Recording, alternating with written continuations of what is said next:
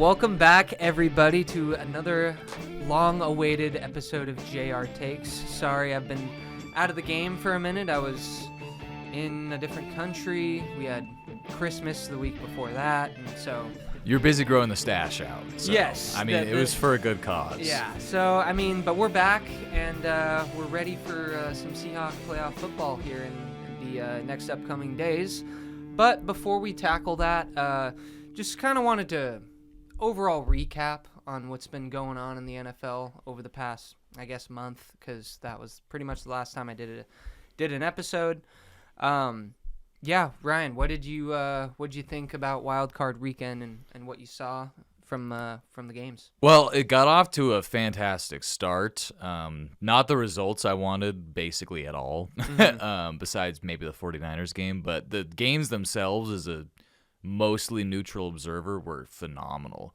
I think we started off with the Rams and Panthers, I want to say. That was a great way to start off the playoffs. That was a phenomenal game. And the Panthers almost pulled it off. Yeah. The throw that Stafford made to our old friend Colby Parkinson was phenomenal, pretty much undefendable, and they won because of it. But, I mean, they took the Rams, who a lot of people have had as number one team most of the season, down to, 20, 30 seconds? Like, that was great. It would have been awesome if they could have pulled it off. It was really fun for me personally because I didn't get to see a single second of the game because our friend's wedding was on Saturday, so Colby and I were busy doing that. But I was following it on my phone, and we were all eating dinner, and I was just giving Colby and Jaron updates every time the Panthers did something good, and even Jaron's stepdad was like listening. It was fun, but. Yeah, the Panther game was great. Kind of really proving my my theory that I think it just took Bryce a little bit of time, but was he the better quarterback between him and CJ? Quarterback. I mean, neither of them look that good, to be honest, but maybe, yeah, sure. I mean, one of them looked horrendous, and that was the game against Pittsburgh. But we'll get more on into that later. We'll get into that in a second. The Bears-Packers game was awesome. Yeah. That was probably the best game of the weekend, in my opinion, because I feel like the Bears are paralleling a lot of the things that the Mariners accomplished in their season.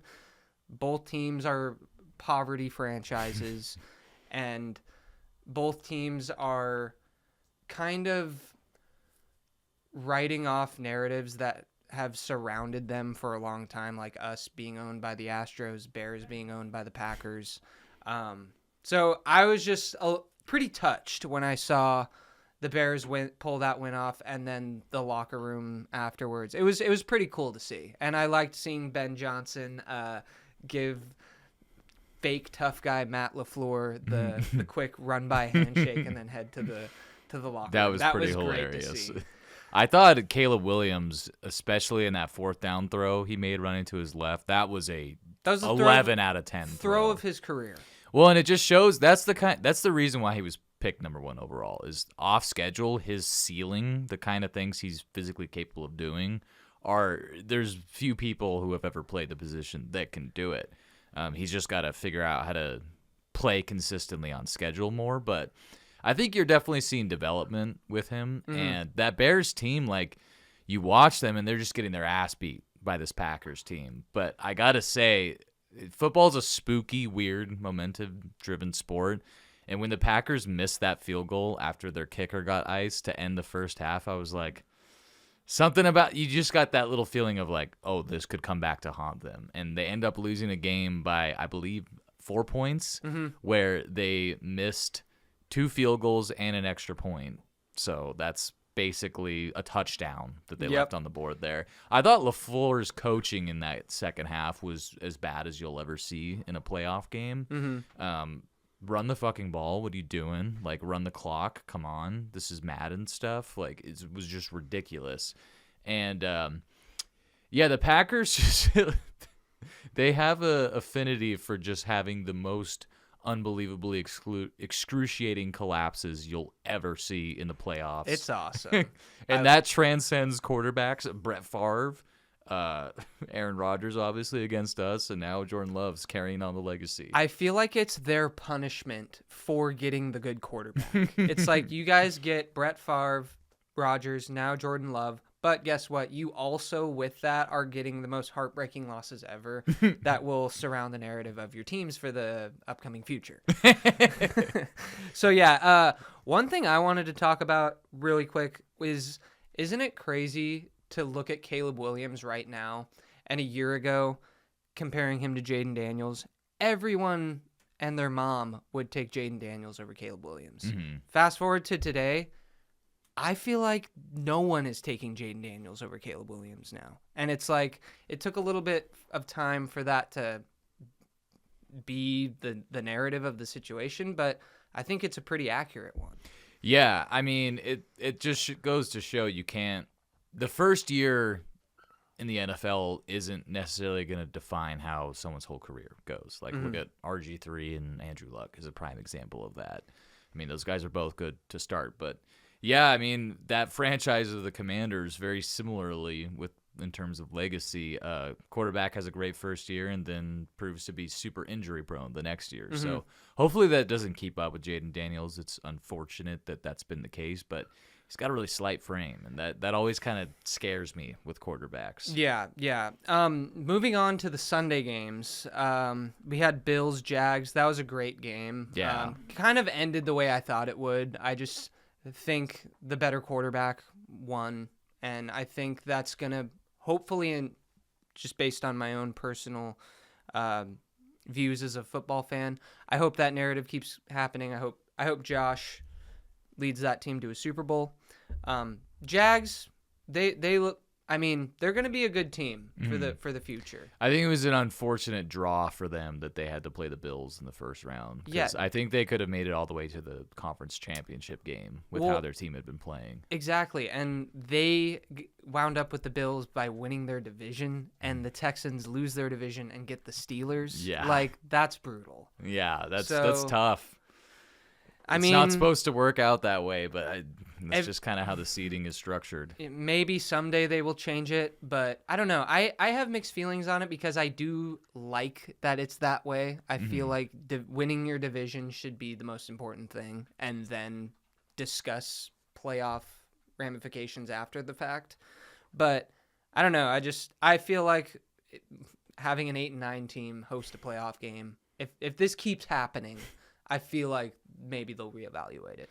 Yeah, but I mean, like, the Panthers at 7-8-1 11 years ago made it to the divisional round. The Seahawks at 7-9 winning the division won a wild card game, and the Panthers this year almost, knocked off the Rams. I think the Bucks won it at 8-9 a few years ago with Brady's last year, and that was bad. But point being, they still have produced mostly competitive games. So, like, I agree. I think on its premise it's stupid, but more often than not, it doesn't happen. Just being honest about it. So, I don't know if there's any change merited there. Yeah. Or warranted, rather. But next game was another good one, 49ers and Eagles. Not a good game for quarterback play on either side. Purdy had a couple interceptions, and Jalen Hurts just looked like a kindergartner. Jawan Jennings looked like the best quarterback out there that day. He did. He made the best throw of the day as a receiver. And it's not like Jalen Hurts is under pressure either. This 49ers pass rush is putrid. It's so bad. He's got the best offensive line. You got A.J. Brown just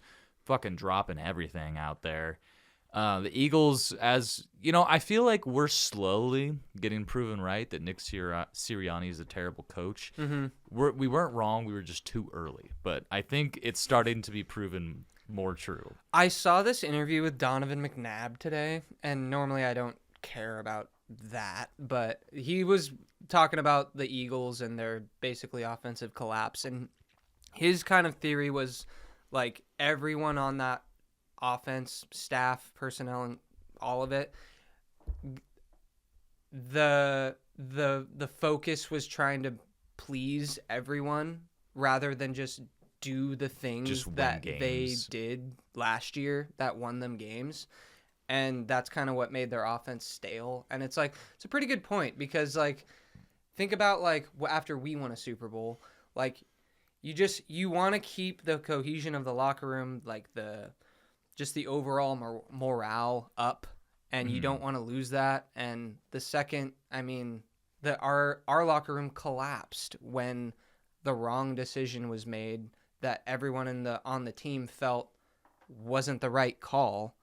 And so I found that relatable as a Seahawks fan, seeing our team everyone kind of be in disarray after something happened that no one agreed on. Well, it's really hard to keep a core together like that. I mean, the only teams I've really seen do it and win multiple championships were the Patriots and the Chiefs. And besides that, it's like it's really fucking hard to do, you know? Yeah.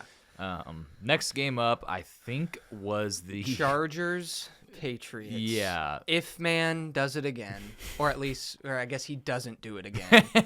No, I think it was like 16-3. I think. Yeah, I thought it was. Yeah, it was 16-3, and I think it was only like a 6-3 or 7-3 game for a long time.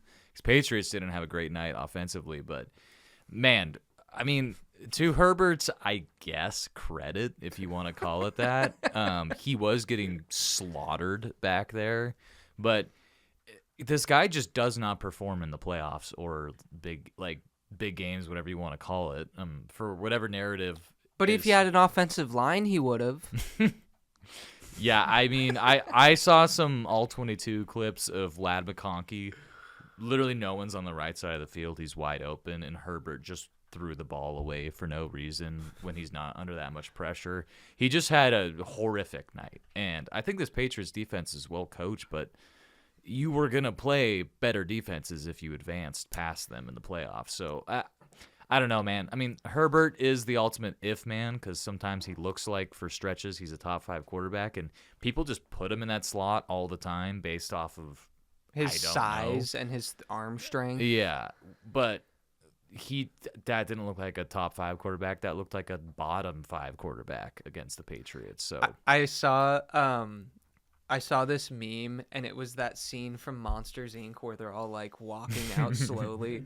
And it was, like, the caption was, like, Chargers flying 3,000 miles across the country to kick a field goal.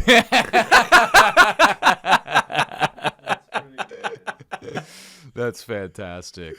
But yeah, that one was not that really killed the vibe that the previous 4 games had set, because normally wildcard weekend isn't that great. There's a lot of blowouts, but I mean the first 4 games were just absolute cinema. So yeah, they set the stage for the next game, which this may have been Aaron Rodgers' last gasp in the NFL, and holy shit, that's not how you want to go out if you're Aaron Rodgers and this is the end. I gotta say, though, I don't put that loss on him. No. Dude, DK Metcalf is a bad player. He's just a bad football player. He dropped, like, every ball thrown his way, and then every time I saw him have a blocking assignment, he just completely fucked it up. And so I'm out on DK. I was out on him when we traded him, and thank God we did. Yeah, the DK and Geno trades couldn't have come at a better time, obviously. But I saw that Mike Tomlin stepped down pretty immediately after the loss. I feel like that was like 2 years too late. Like what the Steelers have been is so similar to what the Seahawks were from like 2021 to 2023. But we ripped the Band-Aid off. It was we're not going to keep doing this. Like, sorry, Pete, it's a hard thing to do, but you have to go. When your ceiling is 9 to 10 wins every year, that's the worst place to be because you can't improve. Yeah, you're stuck there unless you make some miraculous trades like the Seahawks and John Schneider managed to do. But yeah, I mean, all this to say, the Texans' defense is good enough to get to the Super Bowl by themselves in this playoff bracket. They absolutely fucked up the Steelers' offense. They scored. However, CJ Stroud was really fucking bad. And he is the reason why I think they won't accomplish any of that. Me too, honestly. I think they will lose to the Patriots. Yeah, I mean, we'll get to the power rankings later, but I'm inclined to agree with you. But Yeah, that Texans defense is absolutely legit, but their offense is just gross. And that game ended up being a blowout, but it was simply because of the Texans defense. Well, and also the reason why I think the Texans are screwed big picture because of their quarterback plays, CJ Stroud kept making the same mistakes like throughout the game, and they were simple, like, you can't be making these mistakes. Mm-hmm. Like, he couldn't even catch the snap. He dropped the snap like 4 times, and then he had like 3 fumbles and a pick. I think he had 5 fumbles in the first half. It's just like the guy looks lost out there, and it's funny going back thinking about him trying to give Caleb I was Williams about to bring that up. Yeah, any advice, because he looks so inept to do anything, and Caleb now looks amazing. Yeah. So it's just funny how time in the NFL can just fluctuate so fast. And yeah, I don't know. I think the Texans are great. They have a great defense, probably the best in the league, probably better than ours, but their quarterback is horrible. Yeah, I think the Texans, they just have a defense that it doesn't even necessarily try to do anything that complicated. They just line up and fuck you up, where I think we have the best coached defense in the league and some really dynamic players. But I would agree with that. Yeah, the Texans secondary is maybe the best in the league. Their front 4 is a nightmare, and then their linebackers like make you pee blood the next day after they hit you. Like they're fucking horrifying. So we'll see. Yeah. So that pretty much wraps up Wild Card Weekend. Moving into the divisional round of the playoffs. Let's just go right ahead and give our rankings of the teams left. Power rankings of the top 8. Yeah, I'll get us started here. I'll just kind of go through it. Yeah. So Seahawks number 1 because I'm a big fat homer. And we're the 1 seed. Yeah, I actually just think the Seahawks are the most complete team in the league right now. More on that later when we get to it. I have the Rams at 2, but honestly, that's kind of because of my priors, not because of what I've seen recently. This team, their defense is falling apart. They're giving up 30 points to everybody. Offense isn't as dynamic as it once was, and they're scraping by against the Panthers. They're losing to the Falcons and Panthers earlier. Like, this hasn't been a top 2 team recently, but I have seen them play like a top 2 team, so for now they stay there. Patriots at number 3.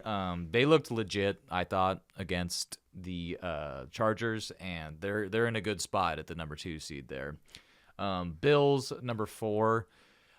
They're a team that has like the most defined weakness of the remaining AFC playoff teams, I think, in their run defense, but they have the best quarterback by a good margin, I would say. So I think that can carry them quite a ways.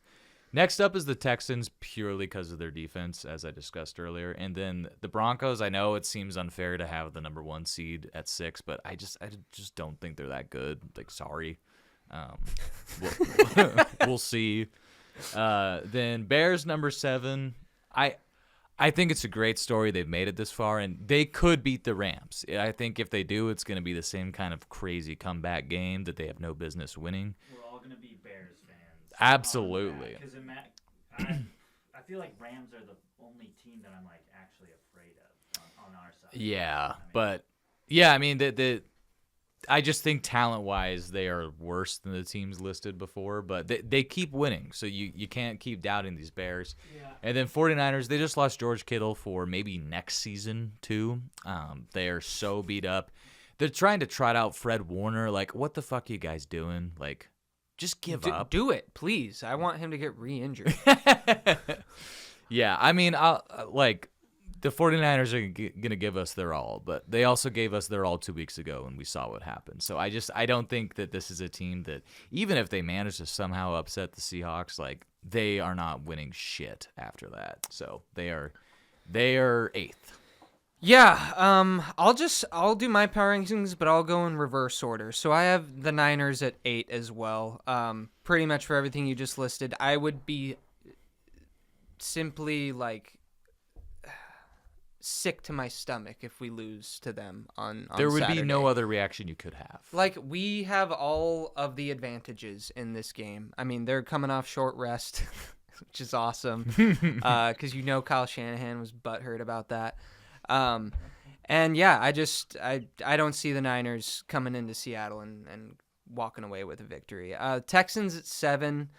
The Texans, I mean, I pretty much said all I needed to say. I think C.J. Stroud will be the reason that they don't continue to move further into these playoffs. Broncos at 6. Again, sorry, you're just not that good. Bills at 5.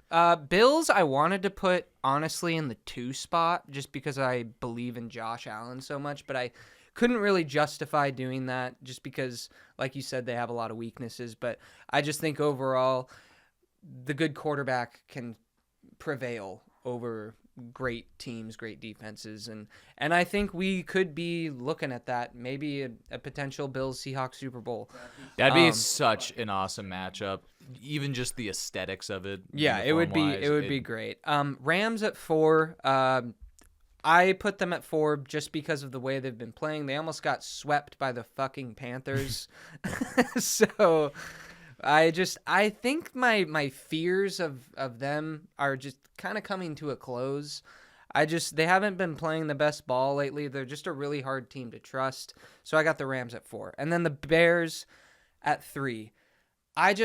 They keep pulling out these miracle wins. And the fact that they can run the ball with ease, do whatever the fuck they want, I'm just a big Ben Johnson believer. He should win Coach of the Year, no question about it. And then we got the Pats at 2. Again, I liked what I saw from them against If Man, and I know Drake May is only in his second year, but I just am a really big believer in Mike Vrabel, and I think that him being there kind of takes away the second year struggles from the quarterback. And then us at 1. I don't really need to give too many examples of why. 14 reasons to be more specific. But yeah, I just think that this is the year we make it back, and what better way? This would be cool. I heard this actually the other day in an interview. How cool would it be to beat the Niners, then beat the Rams, then beat the Patriots in the Super Bowl? That would be like ultimate redemption for the past decade, basically. Yeah, that would wipe away that whole Malcolm Butler. There's one good thing if the Patriots make it and then we make it. It's like we're not playing Tom Brady. We're not playing Bill Belichick. So it's a completely different team. Yeah. There would be no players on either side that were in that previous game. I'm almost certain. And our team is pretty much completely different too. Yeah. Yeah. So there you have it. Those are our rankings. Let's dive into the divisional games. Let's start with the big one, the one that matters, huh? Yep. Seahawks and 49ers, round 3. Listen, you kind of alluded to it earlier. If the Seahawks lose this game, it is one of the most disappointing losses in franchise history, up top 3 minimum, because we do have every advantage, as you said. We are the home team. We are going to have a fired-up crowd. We have 2 weeks of rest. 49ers are coming off of only 5 days of rest between games. And the 49ers are beat up as hell. They just lost maybe their best offensive player in Kittle. And look, you just got to get the job done, honestly. Note of concern, Sam Darnold is questionable for this game. I don't know if you saw that. Yeah, I saw that. I'm not worried. I think he's going to play, but maybe this is going to sound a bit homerish. Did you feel like we even needed Sam Darnold to do anything to beat the 49ers last time? Because we just ran the ball down their goddamn throat for 3 hours, and I see no reason why we can't just do that again, even if Drew Lock's back there. So I think this game is going to be annoyingly close as the previous 2 matchups have been. I think we'll end up pulling away in the end, and it's not going to be a high-scoring game by any means, in my opinion. But I think this Seahawks defense is special. Thing is, Drew Lock is the backup. Yeah, but remember against the Eagles, he led a legacy drive. Like, even if it's Drew Lock, like, I still believe he can win one game for us against a beat-up 49ers team at home. Jalen Milroe's not even They're not going to risk that. They're not going to risk that. No, don't even make him a healthy scratch, honestly. He probably will be. Yeah. And I still like Jalen Milroe. Like, maybe he's got some sort of future with us, but the future's not now. The present is now, and we need to win this fucking game. So keep him on the sideline. But I think the Seahawks defense is similar to the Texans defense. Like, I think they're going to carry us all the way to the Super Bowl. But I think our offense is obviously way better than what the Texans do. And I think the defense is going to carry the Seahawks through this game, similar to the previous matchup. I think McDonald has Shanahan's number, to be honest. If you look at every matchup that he's had, besides the first Seahawks 49ers game in 2024 where Geno was quarterback and did horrible and turned the ball over a bunch, we've held the 49ers in the last 3 matchups, I believe, to 17, 17, and then 3. So they haven't got to 20 points once in the last 3 games, and I have no reason to think that they're not going to do that again. So not to mention the last time that Mike McDonald played the Niners as a Raven, they beat the shit out of the out of the 49ers. I think Brock Purdy on the had road. 5 turnovers in that game. Yep. And so that's what I mean. Like, McDonald understands how to attack the Shanahan offense, and I think regardless of who's playing quarterback for the Seahawks, you got to find a way to get 20 points in this game. And I think that's all it's going to take.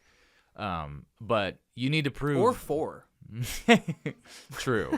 2 safeties may get the job done if it's how the last game went. But, yeah, I just think bottom line, like, you're better than this team. Go win the fucking game. Seahawks win 20-13. Yeah, I'm going to say... Honestly, I'm going to be kind of a jerk. I'm going to say we win 17-6, and they get 2 field goals, and that's it. I could really see that happening, honestly. Yeah. Like, I think I would be shocked if the total amount of points scored in this game is more than 40 or even gets to 40. Like, I sincerely doubt that's going to happen. I'm taking the under on the points for sure, whatever that may be. Yeah, because to give the Niners credit, Saleh, with a bunch of unknown linebackers that are going to be in the XFL next year, has somehow held our offense to 26 points across 2 games. So, 49ers defense, it's not good, but they've done a good job slowing down the Seahawks this season. So, this is a good like Kubiak, if you want to be a head coach somewhere, I really hope you don't take a job, but this is your audition the rest of the postseason now. So go prove that you can figure out how to beat this banged up defense. Yeah. All right, and I guess we can do. What is the other game on Saturday? I think it's before ours. Yeah, I think it is. Here, let me look it up. Actually, it's either. I have it right here. It's okay. It's Bills Broncos. I thought it was the Bills game. That's gonna be. Man, it'd be just heartbreaking if the Bills lose.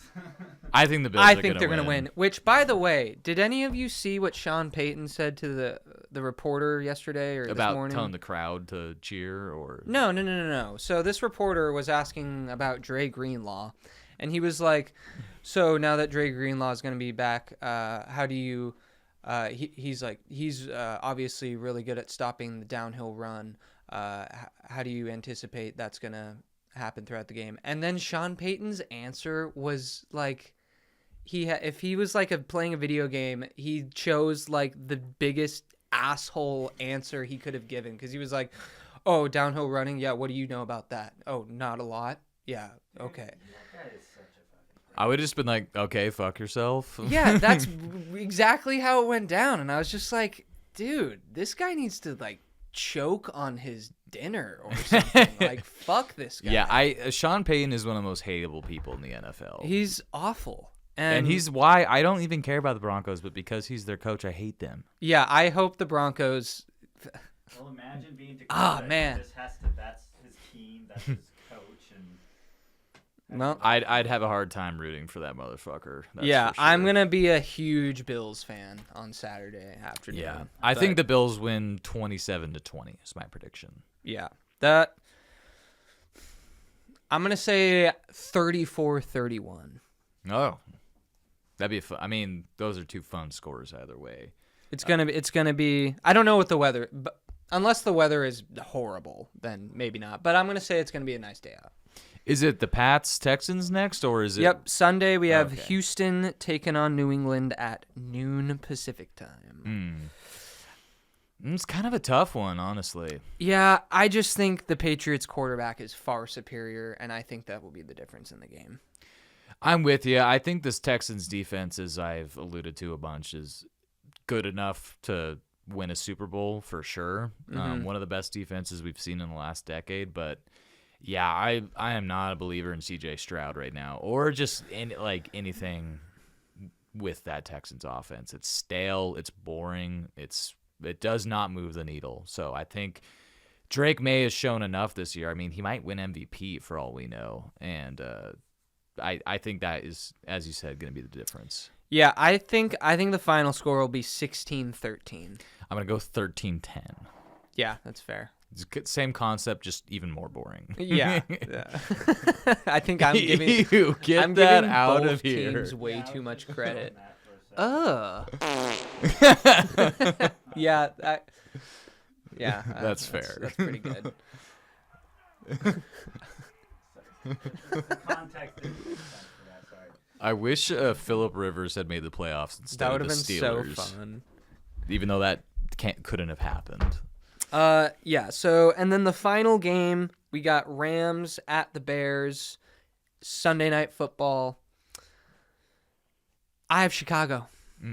I guess what we talked about earlier about beating the Niners, Rams, Patriots, that would be awesome. But I think the Bears are going to win. I just think they just find a way every time. And I'm just such a believer in Ben. Like, he turned DeAndre Swift into an elite running back. How the fuck do you do that? Yeah. Yeah, how do you do that? This is probably the hardest one for me to pick because my brain is like the Rams are going to beat them by at least 10 points. Same. But the thing is, like, the Bears are defying logic. So should I use logic to make my decision? I don't think so.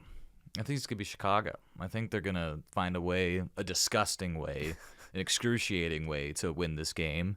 And then they're going to run out of gas in Seattle and get trounced. But It's going to be a nail biter, but I think Caleb Williams will end up on top in this one.